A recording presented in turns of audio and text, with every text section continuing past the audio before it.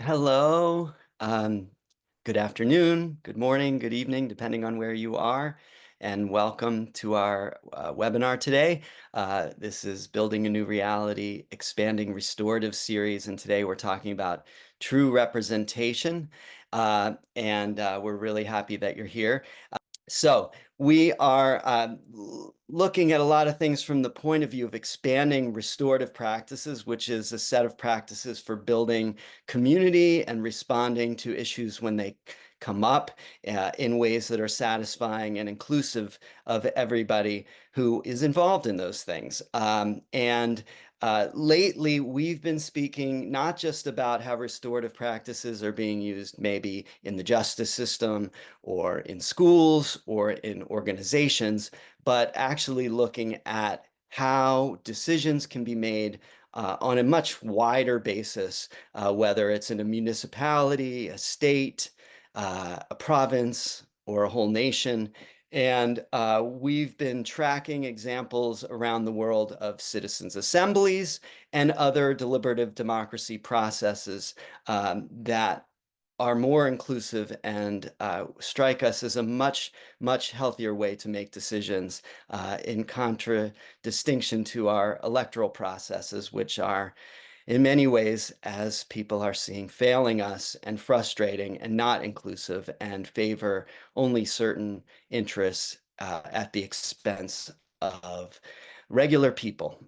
So we're really happy that you're here with us today to be talking about this. We have some really wonderful guests who I'll be introducing as they speak. But first, I'd like to kick things off by inviting our Banner founder, Ted Wachtel, to join us and give a bit of an overview of the topic. All right. Yeah, hello everyone, and thanks so much for coming. I live in Pennsylvania, so if you've been following the U.S. election, it was one of the so-called swing states in yesterday's U.S. election, and as a result was the focus of an incredible amount of media, advertising. I mean, it was unbelievable. People I know in New Jersey didn't know what I was talking about because they were written off. The whole thing, which has lasted many months, just putting aside entirely the outcome of the election. The last few months of the US election campaign have demonstrated that we need to rethink our large group decision-making processes. I mean, they're I mean, dysfunctional is beyond description. It's worse. And the man who wrote the book on large group decision making is a guy named James Sirowiecki. Pretty small print there, so I'll just say the title, when it originally came out in 2004, was The Wisdom of Crowds: Why the Many Are Smarter Than the Few, and How Collective Wisdom Shapes Business, Economies, Societies, and Nations. Interestingly, it was named the best business book of 2004 by both Forbes and Businessweek, and a lot of people read it. But it's about a whole number of very interesting case studies and examples and things like betting markets and various kinds of excuse me, index funds in the stock market are all based on the notion of large group collective decision making. But the most important takeaway from the wisdom of crowds for our purposes is a checklist of the 5 conditions essential to good large group decision making. And I thought he was pretty profound. Essentially, the first 2 items are items that create and rely on trust. To have effective large group decision making, one, you have to have an agreed upon process for turning a group of individual private judgments into a collective decision. And 2, you need to give people timely access to reliable information, trusted information. 3, are conditions for the group itself and the process. You must have diverse perspectives, independence of judgment, and decentralized decision-making. And basically, if you just take these criteria and look at the legislature well, I'll say the US because, I'm most familiar with that, but these problems are in most democracies. First, party politicians manipulate and fight about legislative and election rules. So there's no agreed upon process for making collective decisions. Obviously, the whole fundamental idea of elections is under attack as to whether it's, safe in the United States. Information is all fake news. It's politicized, not subject to reasonable standards of truth. Most congressional and state legislators are white male lawyers or business people over 50, obviously lacking diverse perspectives. And US party officials called whips, that's their name, actively oppose independence of judgment for any legislators in their party. Finally, allowing decentralized decision-making would jeopardize the party's leaders' control of the legislative machinery and the financial rewards it brings them. So if we cannot rely on professional politicians, do ordinary people have the wisdom to make important policy decisions? A growing body of evidence says yes, under the right conditions. And these are some of the people here with us today. Thank you for coming as guests, who've been actually pioneering this work in the United States and Europe, and also promoting its understanding and advocating for it. So back to you, Josh. Thanks. All right. Thank you, Ted. All right. So we're going to continue right along with beginning with the first of our three guests. We have Phillip Lindsay. He leads the Democracy Innovation Hub at Hannah Arendt Center for Politics and Humanities at Bard College. And they've been doing a lot of work to build capacity around this issue. They've been hosting events and doing a lot of education and learning. And so thank you, Phil, for being here. Thanks for having me. And I'm going to share my screen here. I loved the framing of we need to rethink our large group decision-making processes. I think that should be the kind of frame we go into the coming years. We're in a moment where obviously there's a vision that is just won in the United States for a different vision of what the U.S. system should look like. And I think for those of us who are interested in preserving a pluralism of folks who can speak to each other across divisive ideologic and geographic and class lines, we have our work cut out for us. And I think what we've been trying to do, I'm actually just going to keep, well, no, I'll put it in present mode. What we've been trying to do at the Arendt Center, the Hannah Arendt Center at Bard, which is just north of New York City in New York State, is take that vision for rethinking large-scale decision-making processes and attempt to bring together the folks in our region who we think could make that vision a reality.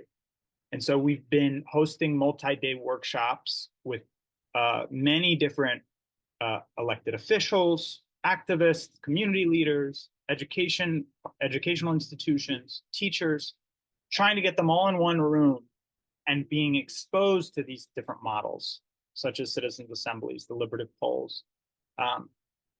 So starting 2.5 years ago, we ran what we called a citizens' assembly school for deliberative democracy, a 3-day school, bringing together local public servants and folks like Linn Davis, who you're going to hear from Healthy Democracy, and other practitioners to just grasp these other decision-making structures, learn about best practices from different parts of the world, and spend 2 days eating and discussing together, similar to a citizens' assembly, in order to form relationships that are going to be necessary to take these different models and implement them.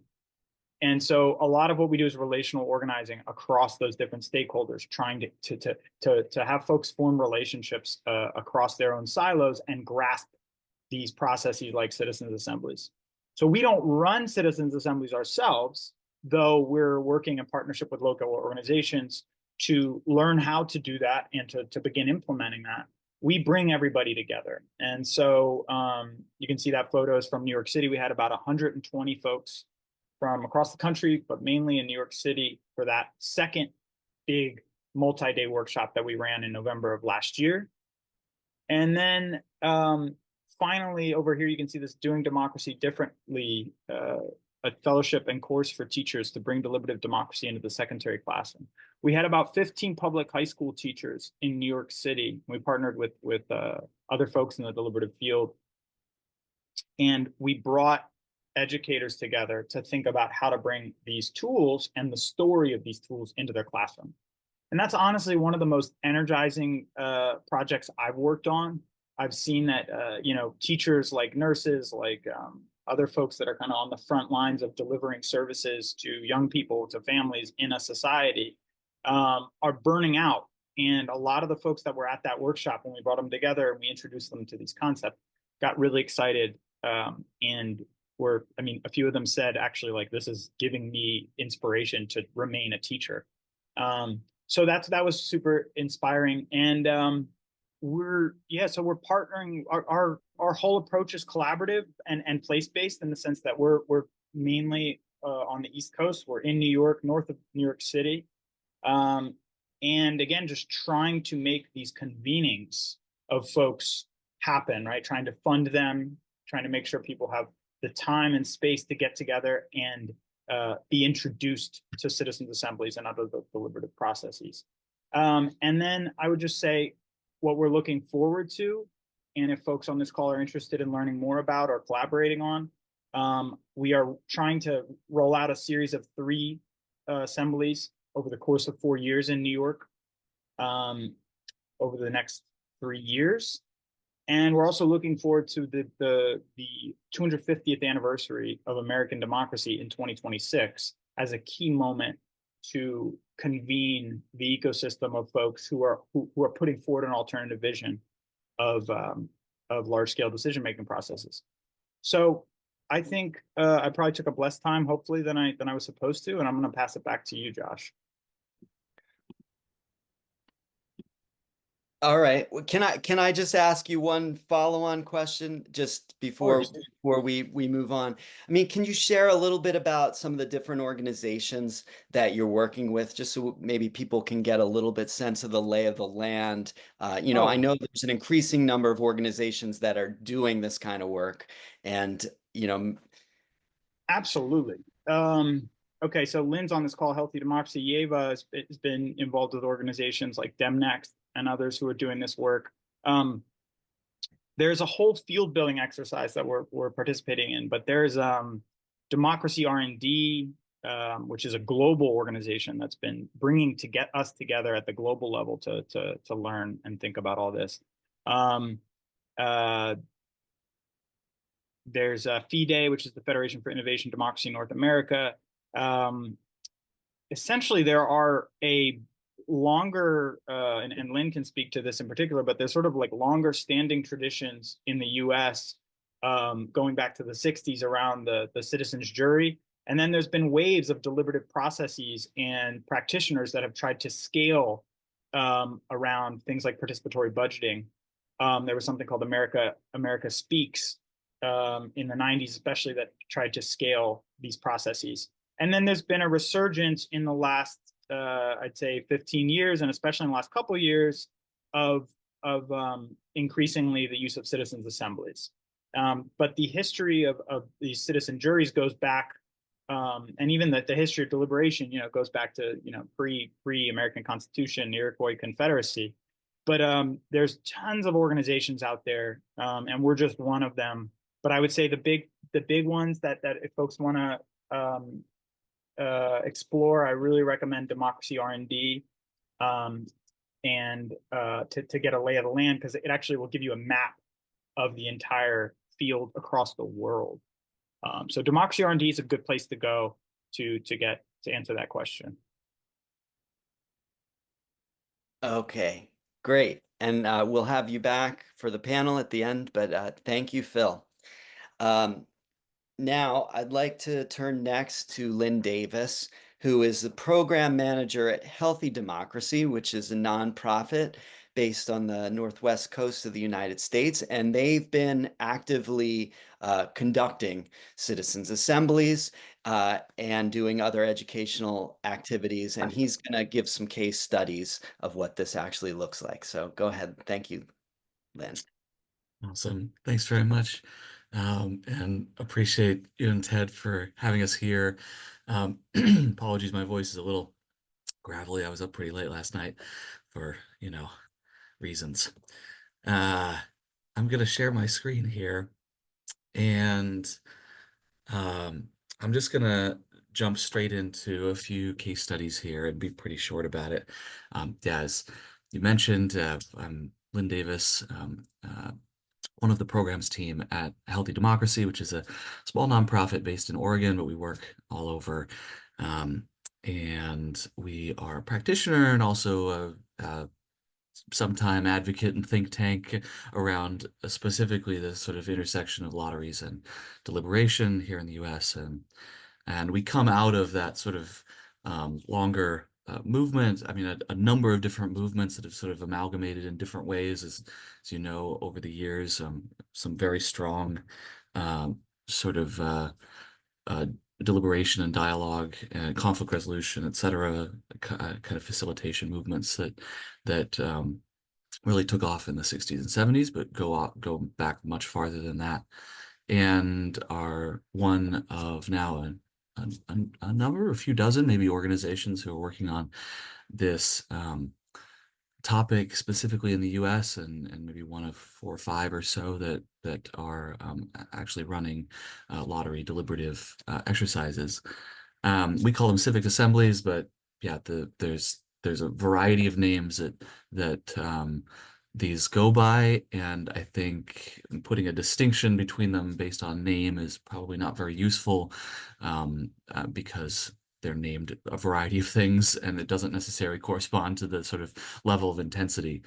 But in general, they aim to be systems for guaranteeing representation, bringing in new voices through a different kind of proactive invitation process, and then demonstrating a new kind of collaborative politics in an intensive and very long form kind of deliberative policymaking process. I'm just going to give a few examples, and not knowing exactly where folks' experience is with this topic, so forgive me if this is all old news, but I'll move pretty quickly here. So around the world in general, another name for them is lottery selected panels or assemblies, are being used for issues that are often high stakes and complex, contentious, prone to lose-lose outcomes, at least at an introductory level. That's how they tend to sort of get started, is on one-shot sort of single issue projects. Though we are now also seeing some really cool long-term kind of institutionalized processes that I'll mention. This is from a study that Ieva worked on a number of years ago, a seminal report that showed this sort of wave of deliberative processes across the world. This is not representative of all of them on this chart, by the way, at all, but it's this particular kind of amalgamation of these ideas of lottery and democratic lottery and deliberative democracy have taken off, particularly in Europe in the last 10, 15 years now. But yeah, I've existed for a long time on every continent. And yeah, this also is not representative of all the processes across the world at all, but just to give an indication perhaps of a kind of dot map of how this is happening across the world. And it's also happening across any number of topics. Now, there are also assembly-like processes that cross between many of these topics. But what's interesting here is that, yes, they're being used for a lot of urban and strategic planning kind of things that you'd expect, things that where there are already kind of planning processes that they may be taking the place of or supplementing, but they're also being used for other things, cultural and family related topics, for example, which is really interesting. I'm going to give a few examples. You may know this one because we've used it as an example for a couple of years, so I'll be quick about it, but the most intensive, we think, civic assembly in the United States to date is one that we did in Petaluma, California, a couple of years ago. City about an hour north of the Bay in California, population about 60,000, surrounded by rich farmland. And the topic was around a fairgrounds property in the center of town.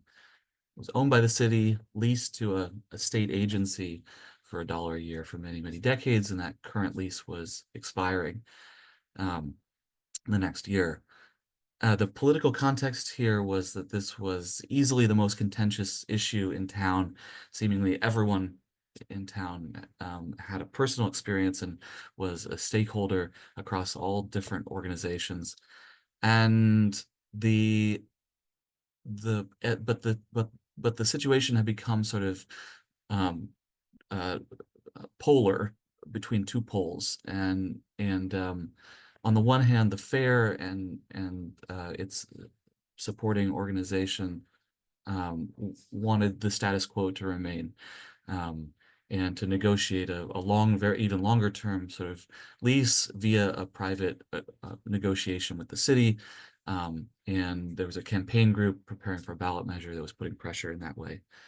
The city, for its part, was not really as unified a force on the other side, not at all unified. In fact, the views on council seemed to range for sympathy for this sort of status quo position to some strident views of leveling the place and making a large park out of it. But suffice it to say, the general public had not been very involved in this process to date, even though, as I said, it was a very hot topic around town. I think this is just kind of a micro representation of many issues at every level, and a good reason why I think doing this kind of thing at the local level is very worthwhile. This is kind of a layout of what that project looked like. As you can see, the project development was about 5 months or so, which is pretty quick turnaround for one of these processes, at least in our experience. And then a 2.5 month kind of selection process with also a side-by-side stakeholder process with its own like separate little lottery that did a deliberative process to choose introductory information. And then a deliberative process that was also quite rapid, nearly 100 hours of deliberative time put into 5 weekends within about 2 months, which was quite intense. Quite a low drop-off rate as part of this, even with that intensity, and even though this was, happening only a couple of years after the pandemic had started. There was quite a number of feedback loops and other surveys and public engagement, tours, and all kinds of other things that were happening kind of on the side of the assembly. That is often part of at least bigger kind of manifestations of this idea, bringing in lots of things from other types of traditional engagement into the ecosystem of one of these assemblies. And the results were a clear change in tone at council, respect for the public, from the public and elected officials. The tone at the council meetings where the assembly presented just after the process and a few months later were just night and day to what the council meetings looked like before the process started, which were indeed vitriolic. And I think that was the number one aim of this process, to kind of unstick this I don't want to say bipolar, I'm not sure that's the right word, dipolar, is that right? Sort of political situation, and to provide sort of this alternative group of people that were relatively unassailable because of how they were selected and how they worked. It also produced practically cohesive visions for the site, which are now being used as far as the basis for their kind of proto alternatives that form the basis for a future site planning process, and some visualizations, and a number of supermajority sort of specific recommendations about the site. And we've yet to see exactly how much impact this has, but that'll come in the next few years. I'm watching my time here. I've got another minute. Wide support across the community for some of these key recommendations of the Assembly. I wanted to talk about just a one permanent example. We're best known for something here in Oregon called the Citizens Initiative Review, which was one of the first institutionalized lottery deliberative processes in the world, a way for an everyday sample of Oregonians to write voter information that goes in the voter's pamphlet, a very specific use of Assembly and sort of non-traditional use. In Paris, then a few other cities in Europe now, there are these really cool, much bigger systems with a permanent assembly. That's sort of the big bubble on the left, that does some agenda setting, chooses issues for other offshoot, they call them juries in this case, but smaller deliberative bodies that then have the power to create bills that go onto the docket of the parliament or the city council. They also choose themes for PB, and I think Ieva can talk more about this if you have questions about it, but I believe they're in some of these kinds of processes, there's sometimes a sort of a governance, an overall kind of almost regulatory role in that permanent assembly. And there are places, for example, in Victoria, the state of Victoria in Australia, where there are acts that have been put into place to require these kinds of events attached to certain types of planning, which is a lovely way to enforce not a specific process, but this type of process across other kinds of planning.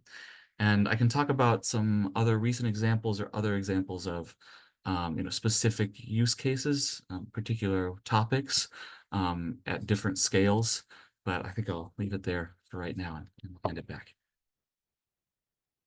All right. Thank you so much, Linn.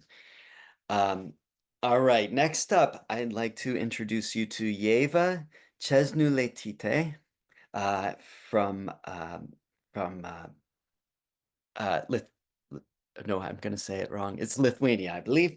And she is a senior advisor and founding head of research and learning at DemocracyNext. And now she's doing independent work, but she has a lot of experience, has surveyed hundreds of citizens' assemblies processes, and wrote a guide to running citizens' assembly, which is available at DemocracyNext. So, and she's going to be talking about something that I think is going to be particularly interesting to our audience. It's about the emotional and social impacts on the participants of these assemblies, because, as a systemic process, that is one thing, but it also has a meaning for the participants who are in it, and it's different from a typical political process, I think. Ieva? Yes, hello everyone. I'm just setting up my slides. Can you see them? Yes, we can. Excellent. Hi everyone, my name is Ieva Cesnulaityte. I'm originally from Lithuania, but now live in the Netherlands, and I've been in this Citizens Assembly space for over 5 years, first at the OECD, kind of collecting data of citizens assemblies across all over the world, and then at DemocracyNext, we're kind of producing guidelines of what are the best practices in running assemblies, so feel free to check that out at democracynext.org. But today I wanted to talk to the specific audience about something I'm just beginning to research.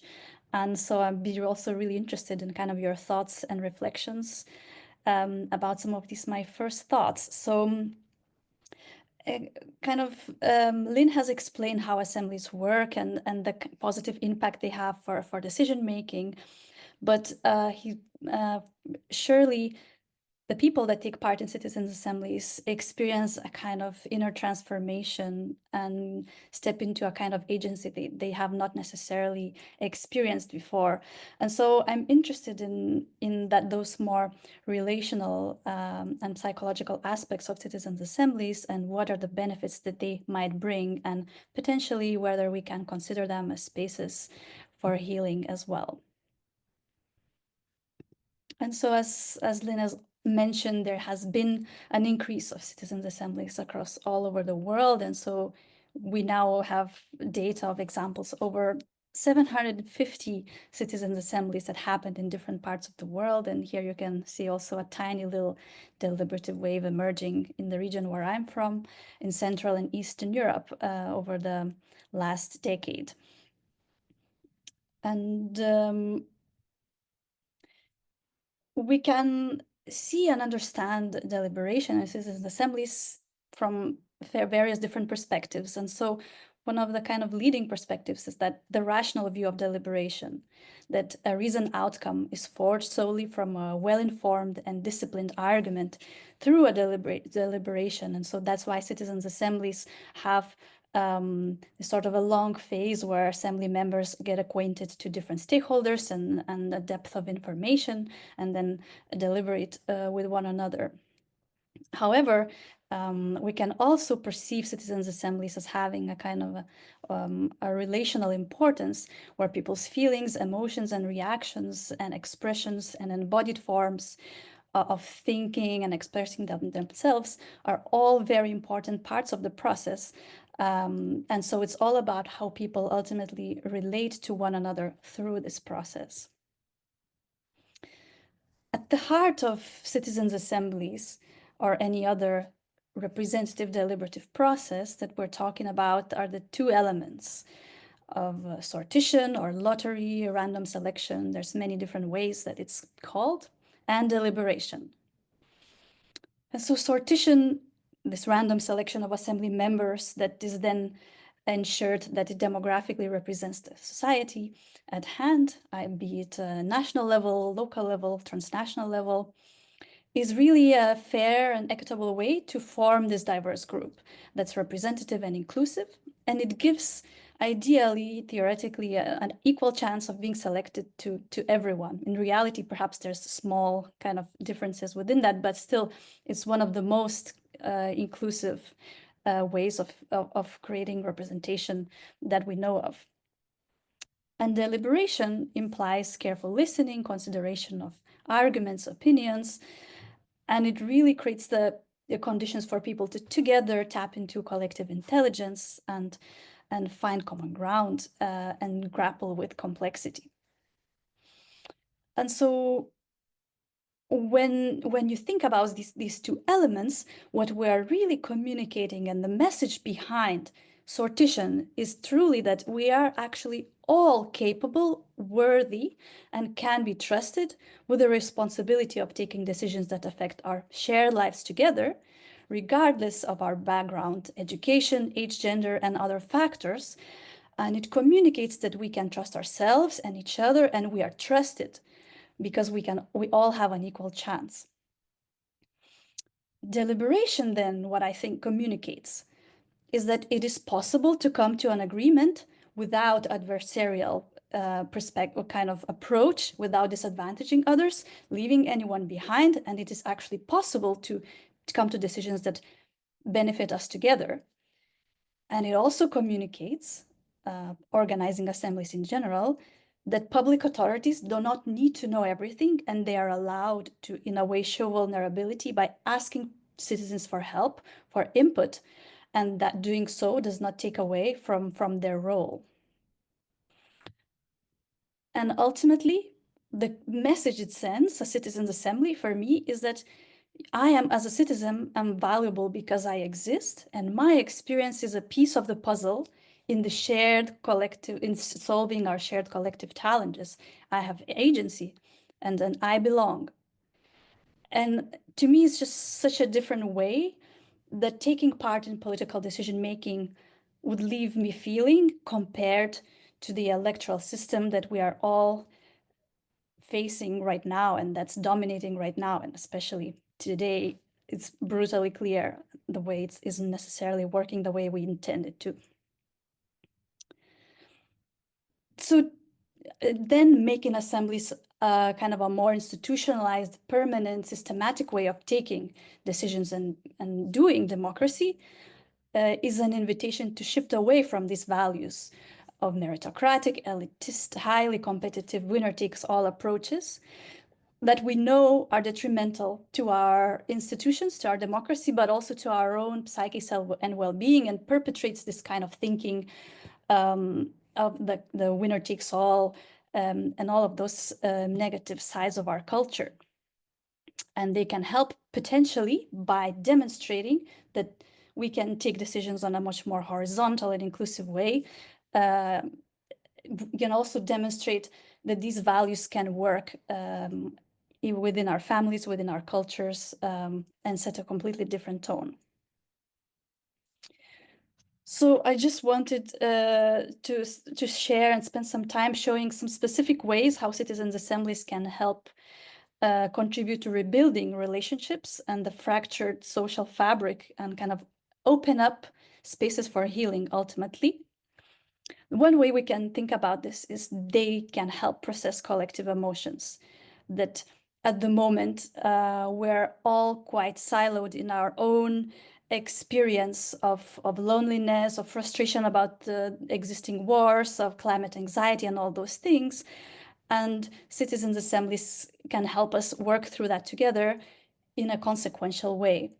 And so there's been a study 2022 where a citizens' assembly in Scotland on climate was shown that assembly members had much lower levels of worry about climate anxiety and more hopefulness and optimism having taken part in a citizens' assembly compared to the general population.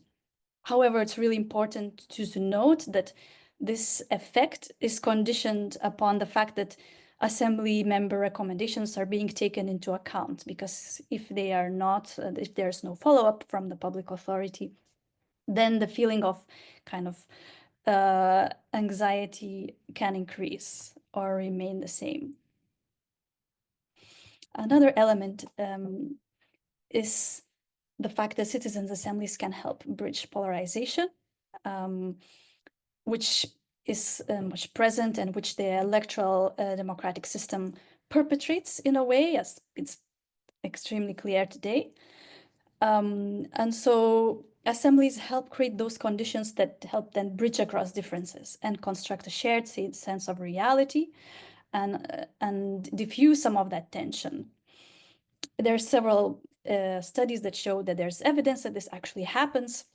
So when citizens with populist views take part in assemblies, those people that perhaps would quickly go to kind of black and white thinking or quick solutions and would buy into that narrative, they turn out to be equally motivated to by the common ground as everyone else.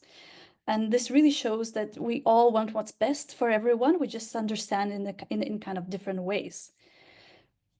And another study also shows that echo chambers that kind of propagate and intensify polarization don't operate under conditions of deliberative conditions, which means when there's ample and diverse information and the sort of reflecting thinking amongst others.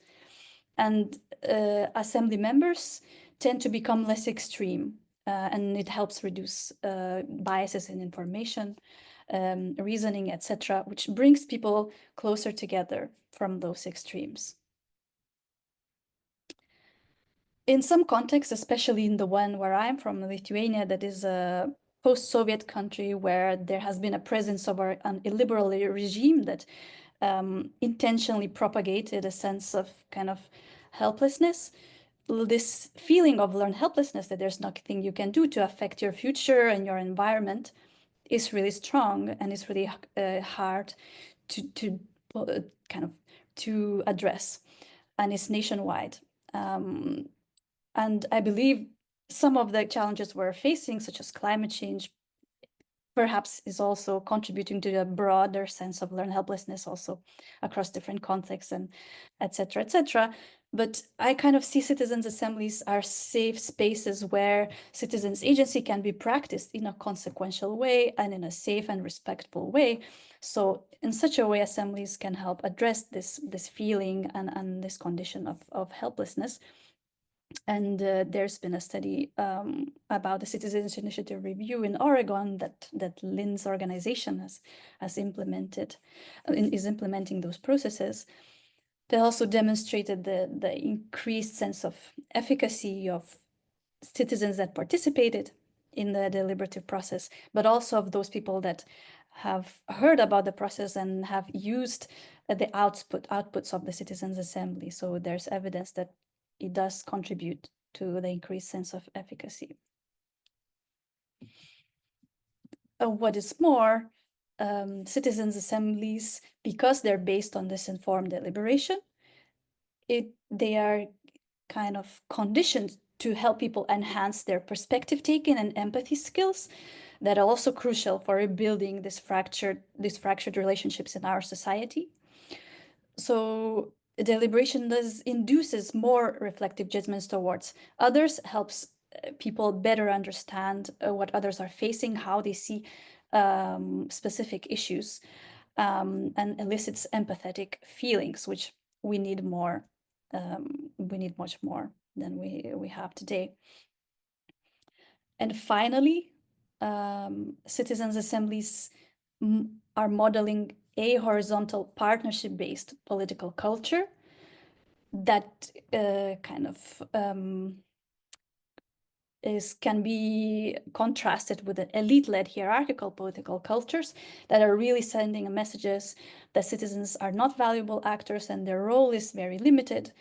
And in a way, especially in my context of Central Eastern Europe, but I believe in other parts of the world as well, perpetrates hierarchical relationships also within families and organizations, and this belief that that there is no way of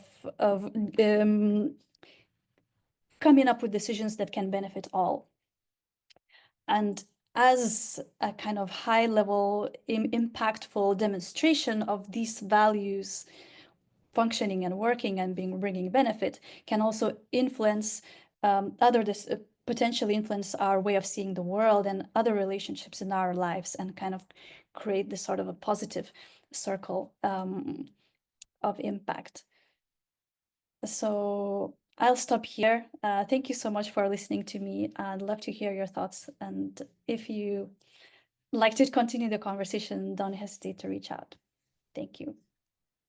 Thank you so much, Ieva. At this point, I'm going to invite everybody to put their video on here, and I'm going to invite folks in the audience. If you want to chat, I just noticed Angela chatted to the host, but maybe you want to copy that to. I'm going to copy your comment to everyone, Angela. Let's see. Make sure you chat to everyone. We also have a question and answer field at the bottom of the screen, and we would love to hear what some of your questions might be after you've heard all these folks speaking. But first, Ted, I want to just turn to you and get your reactions to what you've heard so far from the panelists. Well, I mean, really, the newest thing was what Ieva is talking about in terms of social and emotional. And I just, was tickled because this is the right audience. This is restorative practices, folks, as you may notice, from literally around the world. And I've been making the argument that this is really just an extension of the work we've been doing at a macro level. And, two kids on a playground have a conversation, and then how do you take it up to small circles and larger structures? But can we take it to scale? And wow, you really have done some very interesting examination of that. I think, well, I'll shut up. That was my biggest thing. The other two of you, I have heard you and know you, and it was great. And I really appreciated the breadth of information that you brought. Lynn, but Ieva was citing some of your organization's, follow-up questions and surveys. Can you tell us a little bit how you arrived at, those questions and what you think you're learning? Oh yeah, cheers. Yeah, thanks for mentioning the initiative review process has is one of the remains one of the most studied, I think, single deliberative processes, and that's not our doing at all. That's some National Science Foundation grants for the most part that funded a wave of research, dozens of articles that are all available incidentally online. I'll put a link in the chat to the publications page. There's also a book that came out a few years ago that was kind of a compendium that's a little bit more readable about the history and further studies. And the emanating effects article that Ieva you mentioned is my absolute favorite research article of all time. It's just so cool because I think it shows that there's a lot more evidence of what happens on an assembly, and we can logically, see, we see that anecdotally, and we can sort of logically think, okay, we know we have a lot of evidence that kind of thing happens on criminal or courtroom juries as well. And we can kind of extrapolate that out to the next rung of people who are in the immediate circles of those folks who are participating, and probably out to folks who are reading the results or are kind of like politically connected. But that study shows that the impact is out to a whole other level of folks who had no connection whatsoever to the assembly, never read the results of it, and just simply know that it exists, know that people like them are doing some kind of potentially politically powerful work in government, everyday people, and that alone. And maybe this just shows, how hungry we are for any kind of indication that we matter in our politics. You could read it that way from a very cynical perspective, but also that, we can empathetic or emotionally sort of identify with just a system that exists that we might be in at some point in the future. Like it's a pretty weak connection, really, and even that has a statistically significant impact on personal political agency, which is really cool.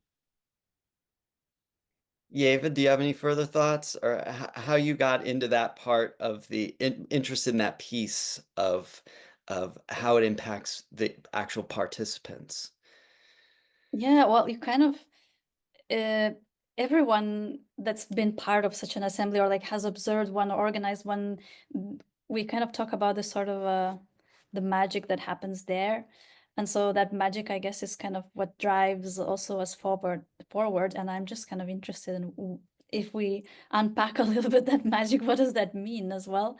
And also, yeah, I don't know. I think I believe we can also build a kind of an argument that assemblies are not only good for kind of political reasons, but for other reasons too. And I haven't seen very much that being done so far. So I believe it's important to have that conversation, to also open up to different fields, to different perspectives, and to perhaps raise interest of other fields such as peace building or psychology, etc., to be more interested in citizens' assemblies and their potential. And so that's what I'm planning to do as well.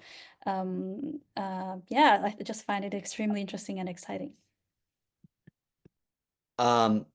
Phil, there's a question for you about the work you have done in schools. And we often have a lot of educators or folks that are working in that realm. If you'd like to, would you share a little bit about that? And just before you go, I just want to point out to everybody out there and also on the panel, when you chat, make sure you click that blue button that says everyone. Otherwise, it's just, I don't know why it defaults to the host and panelists, but it does. Okay, Phil. Yeah, no, I mean, schools are places, first of all, they're one of the only places where, at least in the public school system, we're forced to interact with people who were not necessarily voluntarily.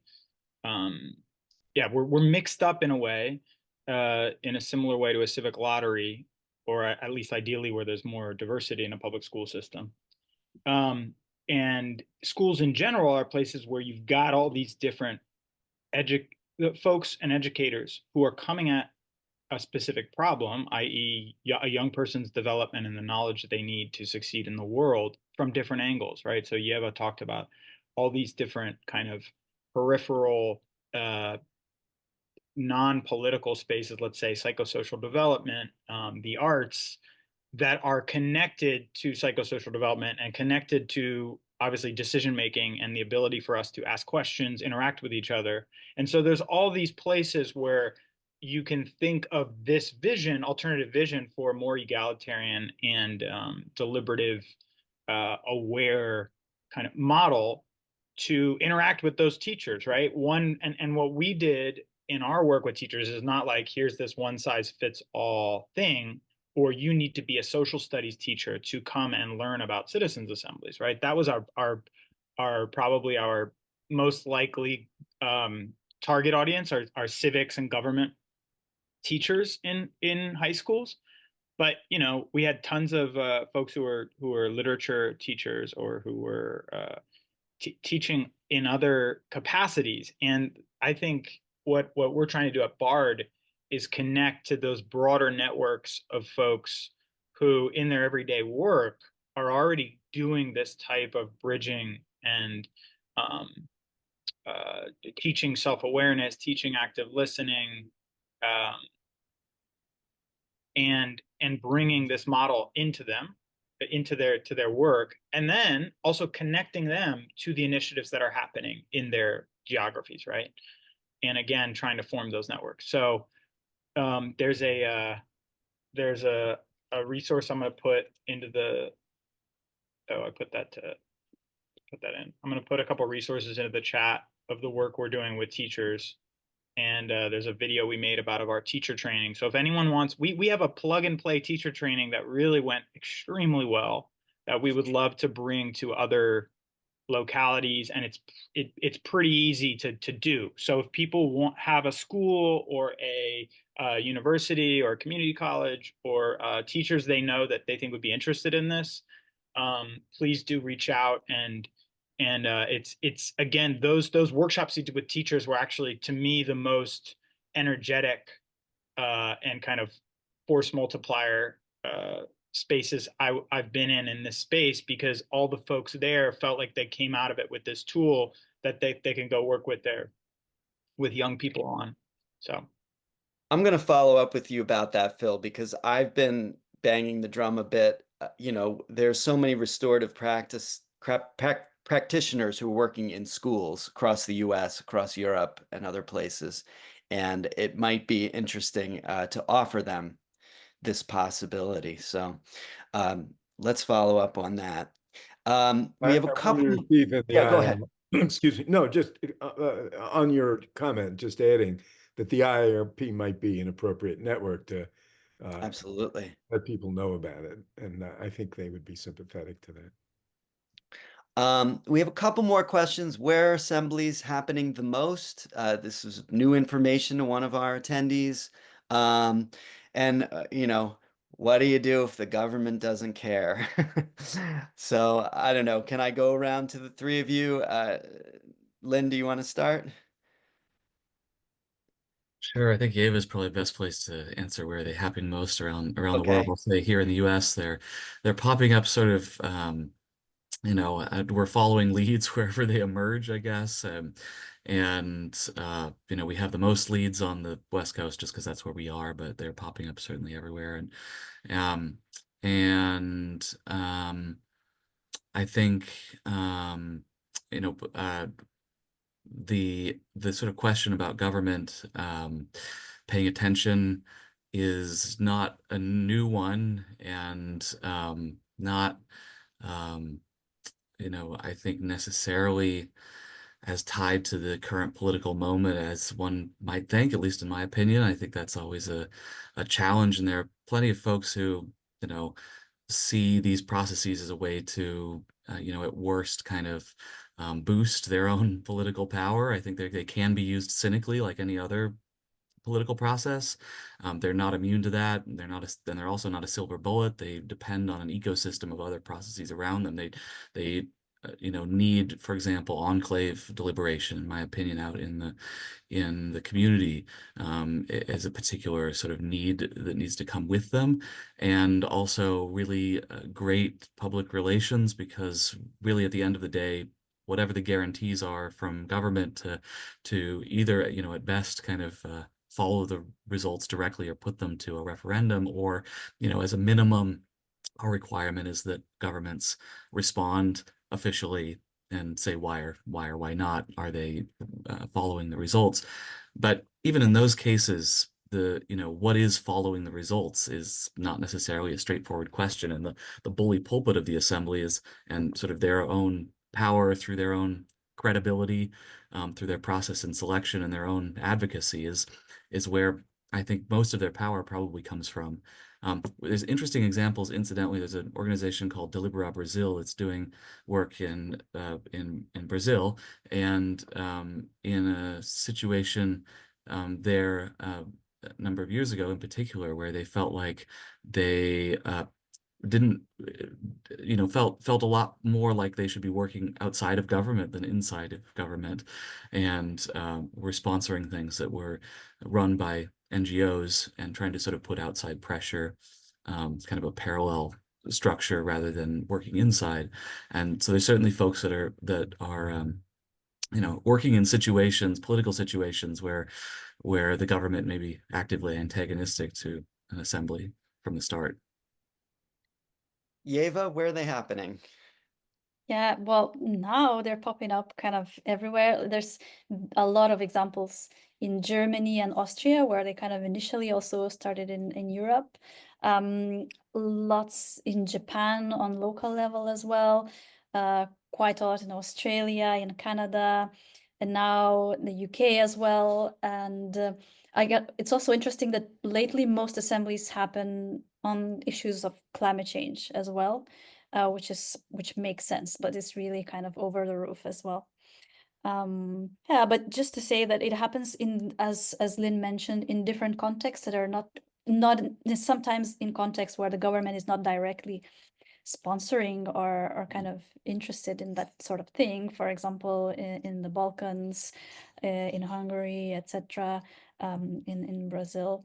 That they seem to be creating a kind of democratic infrastructure and the knowledge and capacity that's important nevertheless. Yeah. Do you want to comment on that, Ted? Because I know that you feel that way. You're muted.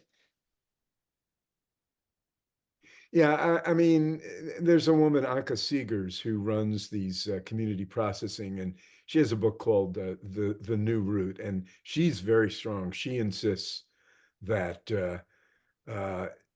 it cannot any longer be small group of people making decisions for a large group, and we have to. She's a little critical of citizens' assemblies for. She fears, and that's, I think, all it is on her, but that, well, they're going to leave us with just constantly being told, yeah, and it's a legitimate fear. And I think she's arguing we should be more insistent on making them, decisive rather than, suggestions. But there is a reality of the world. Anyway, to what extent do you think that's happening, even in small ways, like pretty credibly implemented? How often does that happen? Do you have any sense of that? That's a big question for all the places you mentioned, but just if you have any notion. Who are you asking? Oh, I'm sorry. Well, either I was looking at Eva, but she couldn't see. I think Phil has to jump off, so I'm going to thank him. Thanks, everybody. Thanks for being here. Thanks, Phil. So just to make sure I understand your question, is that the kind of that the assembly process is somewhat steered or kind of manipulated? That's what you mean? No, not at all. Rather, to what extent are the outcomes honored? With what degree of fidelity? So Ireland, for example, I know, does a referendum process which determines, but what are, some other samplings, and what's the range of possibilities? And Phil, obviously the same. Well, when we did the OECD study at the time, from the available data, we could see that 55 to 60% of recommendations we saw implemented, or at least the kind of actions being taken towards implementation, because it's kind of really hard to track because they don't necessarily report in much detail, and sometimes you don't really know, was it the recommendation that actually influenced the decision or not. So it's quite difficult to say for sure, but that was the data that we had. Great, thank you. All right. Well, I see it is 2 o'clock. We try to keep to time. So thank you, folks, for being here. I put a link in the chat. We invite you to continue the discussion with us for about 30 minutes if you'd like to jump over to that Zoom room. And I just did want to note we have an attendee who has a group called True Rep, or website True Rep, which is coincidental that we're using true representation as well. So some of these things are aligning. But thank you so much, Lynn and Ieva, for the discussion today. We really, really appreciate this. Thank you. Thanks. Thank Thanks, everyone. you.